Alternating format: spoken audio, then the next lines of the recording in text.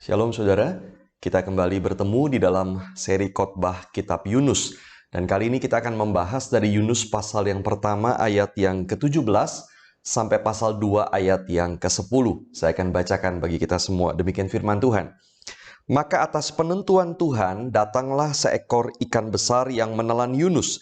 Dan Yunus tinggal di dalam perut ikan itu 3 hari 3 malam lamanya.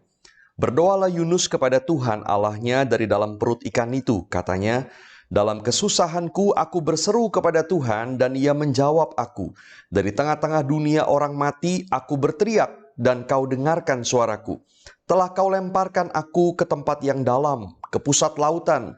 Lalu aku terangkum oleh arus air. Segala gelora dan gelombangmu melingkupi aku. Dan aku berkata, telah terusir aku dari hadapan matamu. Mungkinkah aku memandang lagi bait-Mu yang kudus? Segala air telah mengepung aku, mengancam nyawaku. Samudra raya merangkum aku, lumut lautan membelit kepalaku di dasar gunung-gunung. Aku tenggelam ke dasar bumi, pintunya terpalang di belakangku untuk selama-lamanya. Ketika itulah Engkau naikkan nyawaku dari dalam liang kubur, ya Tuhan Allahku. Ketika jiwaku letih lesu di dalam aku, teringatlah aku kepada Tuhan, dan sampailah doaku kepadamu ke dalam bait-Mu yang kudus. Mereka yang berpegang teguh pada berhala kesia-siaan, merekalah yang meninggalkan Dia yang mengasihi mereka dengan setia. Tetapi aku, dengan ucapan syukur, akan kupersembahkan korban kepadamu. Apa yang kunazarkan, akan kubayar. Keselamatan adalah dari Tuhan.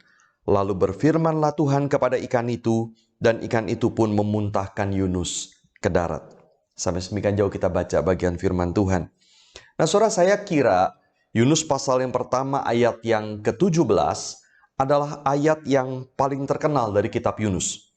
Yaitu Yunus ditelan oleh ikan besar, kemudian dia tinggal di dalam perut ikan 3 hari 3 malam lamanya, sebelum kemudian dimuntahkan kembali ke daratan. Nah saudara, ayat ini menerima perhatian yang sangat besar, dan banyak orang terlalu fokus kepada satu ayat ini. Maka berbagai pertanyaan kemudian muncul, saudara. Mulai dari jenis ikan apa yang menelan Yunus? Apakah ikan paus? Kalau paus, paus jenis apa? Atau itu adalah ikan purba yang kemudian sekarang sudah tidak ada? Lalu bagaimana caranya Yunus bertahan tinggal di dalam perut ikan 3 hari 3 malam lamanya? Nah saudara, pertanyaan-pertanyaan seperti demikian. Dan banyak orang kemudian meragukan apakah kisah ini sungguh-sungguh terjadi. Dan bagi mereka, saudara, kalau kisah ini tidak sungguh terjadi, maka seluruh kitab Yunus tidak bisa dipercaya. Saudara, tetapi kesalahan dari pandangan seperti itu adalah apa yang diceritakan di sini harus dilihat sebagai kisah mujizat. Artinya, saudara, sesuatu yang terjadi di luar hukum alam, sesuatu yang tidak biasa, bahkan tidak mungkin terjadi, tetapi terjadi karena intervensi kuasa Tuhan. Saudara, itu kisah mujizat. Nah, sama saudara seperti kita tidak bisa menjelaskan mujizat Yesus menyembuhkan orang lumpuh misalnya. Atau Yesus memberi makan 5.000 orang dengan 5 roti dan 2 ikan. Nah, demikian pula saudara di dalam kisah ini. Maka tidak terlalu penting sebetulnya ikan jenis apa yang menelan Yunus, bagaimana Yunus bisa bertahan di dalam perut ikan, karena memang ini adalah mujizat. Dan sama saudara seperti mujizat lain, penekanannya bukanlah pada bagaimana caranya hal itu terjadi, tetapi penekanannya adalah pada apa yang Tuhan ingin lakukan melalui itu. Nah saudara, di dalam kisah Yunus, mujizat ini memang menyelamatkan Yunus dari tenggelam. Tetapi yang Tuhan ingin kerjakan melaluinya adalah memanggil Yunus kembali kepadanya. Saudara, Allah ingin mengajar Yunus bahwa Allah tidak bisa dipermainkan. Dan Allah juga ingin mengajar Yunus bahwa dia penuh kasih. Sekalipun Yunus lari dari Allah, Allah bukan saja menyelamatkan Yunus dari badai, tetapi juga membawa Yunus ke darat melalui ikan itu. Dan memberikan Yunus kemudian kesempatan kedua untuk taat kepada Allah. Nah, saudara, mari kita perhatikan dulu doa yang diucapkan oleh Yunus dari dalam perut ikan itu. James Bruckner, saudara, di dalam tafsirannya mengatakan doa ini terdiri dari 5 bait. Dan masing-masing bait itu adalah satu ayat, yaitu ayat kedua, ketiga, keempat, kelima, dan keenam, lalu kemudian masuk ke dalam refrain. Nah, saudara, pada bait yang pertama, ayat yang kedua itu, Yunus meringkaskan situasinya. Dia berkata, dalam kesusahanku, aku berseru kepada Tuhan. Dari tengah dunia orang mati, aku berteriak, dan Tuhan menjawab aku. Saudara, itu ringkasan daripada situasinya. Nah, kemudian saudara, pada bait yang kedua sampai yang kelima, Yunus kemudian menceritakan apa yang dia alami secara bertahap.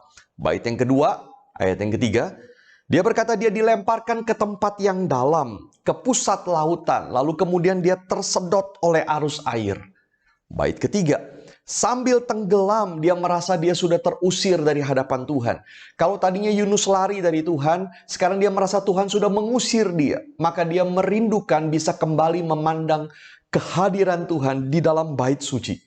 Nah, bait yang keempat, saudara, dia sudah dikepung oleh air, bahkan sudah hampir ke dasar karena dia berkata lumut lautan itu membelit kepalanya. Dan di bait yang kelima, saudara, dia sudah tenggelam, dia merasa tidak ada jalan keluar lagi, seakan-akan pintu sudah terpalang di belakangnya untuk selama-lamanya. Dan di saat itulah Tuhan kemudian mengirimkan ikan besar, dan Yunus kemudian berkata, Engkau naikkan nyawaku dari dalam liang kubur, ya Tuhan, Allahku. Dan kemudian saudara, di dalam bagian refrain ayat 7 sampai yang ke-9, Yunus mengaku di saat dia paling rendah itu, at his lowest moment, dia datang kepada Tuhan dan berdoa, dan doanya sampai kepada Tuhan. Saudara, tetapi ini belum selesai. Nah, kalau kita perhatikan kisah ini, saat itu saudara, Yunus sedang berada di dalam perut ikan. Dia berada di dalam keadaan putus asa. Dan dia berseru kepada Tuhan yang mendengar doanya. Saudara, Yunus bertobat. Yunus ingin berubah. Tetapi doa Yunus, saudara, di dalam bagian ini menunjukkan bahwa hatinya masih tidak sepenuhnya menyerah kepada Tuhan. Saudara, di ayat yang ke-8, saudara perhatikan dia berkata begini. Mereka yang berpegang teguh pada berhala kesia-siaan, merekalah yang meninggalkan Dia yang mengasihi mereka dengan setia. Nah, saudara, terjemahan lebih literal adalah begini. Mereka yang berpegang teguh pada berhala kesia-siaan, kehilangan anugerah yang bisa menjadi milik mereka. They forfeit the grace that could be theirs. Mereka kehilangan, mereka melepaskan anugerah yang seharusnya bisa menjadi milik mereka. Nah, saudara, perhatikan siapa yang dimaksud dengan mereka yang berpegang teguh pada berhala kesia-siaan yang kehilangan anugerah ini. Apakah para awak kapal yang tidak mengenal Tuhan itu, yang di tengah badai kemudian berseru kepada Allah masing-masing dan kemudian melemparkan Yunus ke tengah laut? Ataukah orang-orang Niniwe, saudara, yang kepadanya Yunus disuruh pergi untuk melayani? Nah, saudara, kita tidak tahu pasti. Tetapi saudara, yang pasti adalah mereka yang Yunus sebut berpegang teguh pada berhala kesia-siaan ini adalah orang-orang yang tidak mengenal Tuhan. Dan orang-orang ini, kata Yunus, kehilangan anugerah yang bisa menjadi milik mereka. Saudara, apa yang ada di pikiran Yunus? Ternyata saudara, Yunus masih belum mengerti anugerah Allah.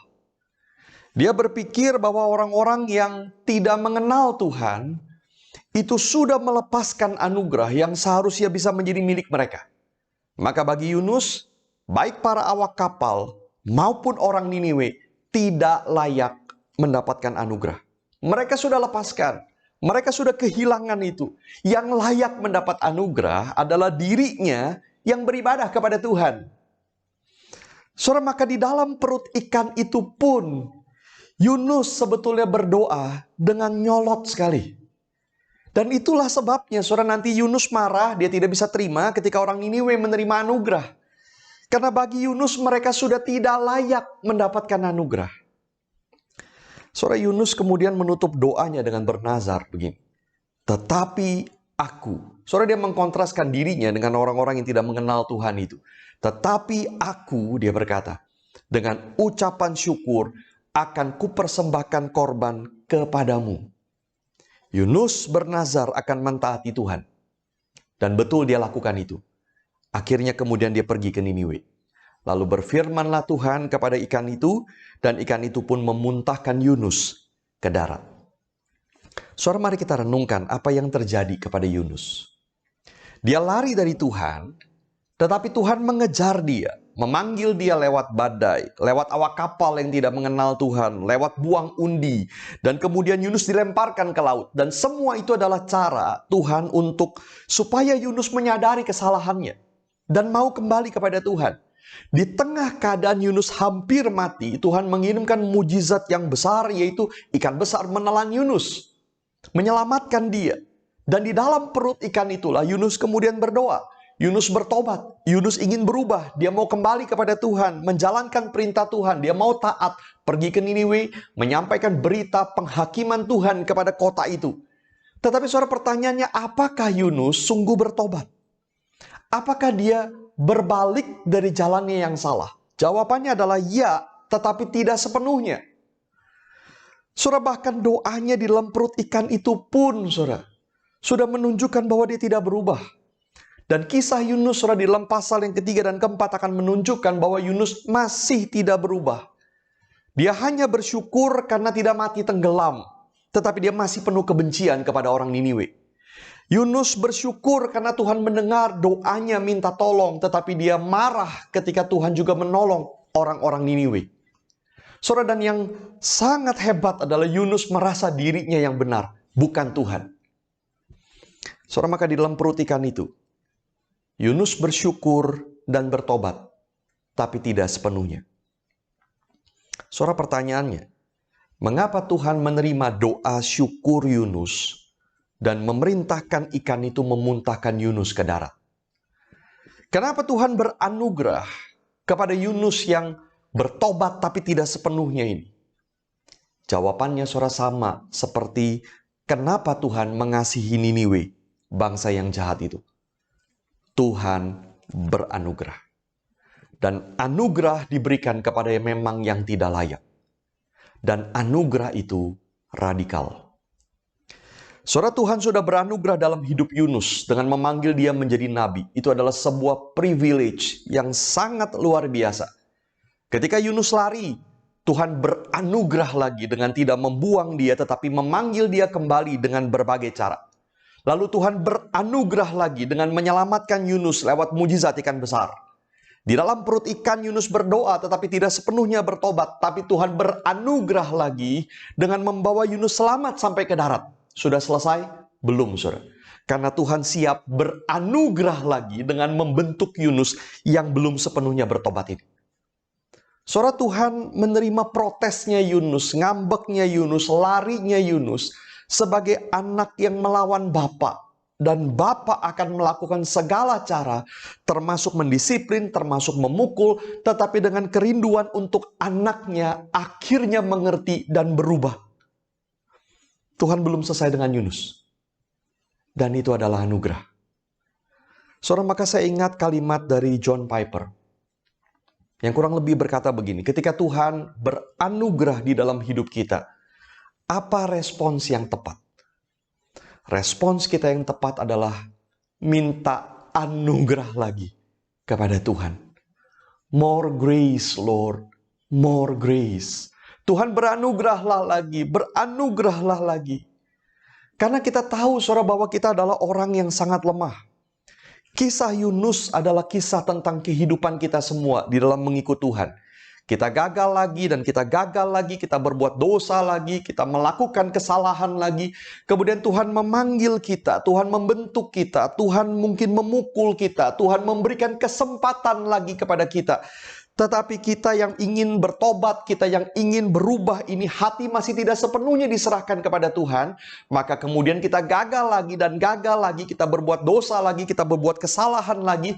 Tetapi Tuhan tidak pernah kehabisan cara untuk kemudian memanggil kita lagi, membentuk kita lagi, memukul kita lagi, memberikan kesempatan lagi kepada kita. Demikian seterusnya. Inilah kisah Yunus dan inilah kisah kita.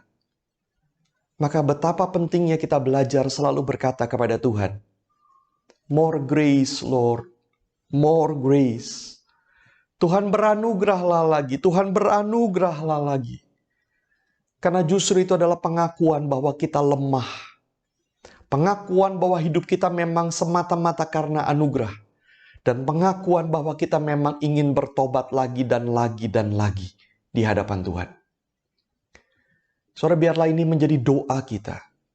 Kita tidak memandang remeh anugerah Tuhan, tetapi kita tahu kita selalu butuh anugerah Tuhan karena kita lemah.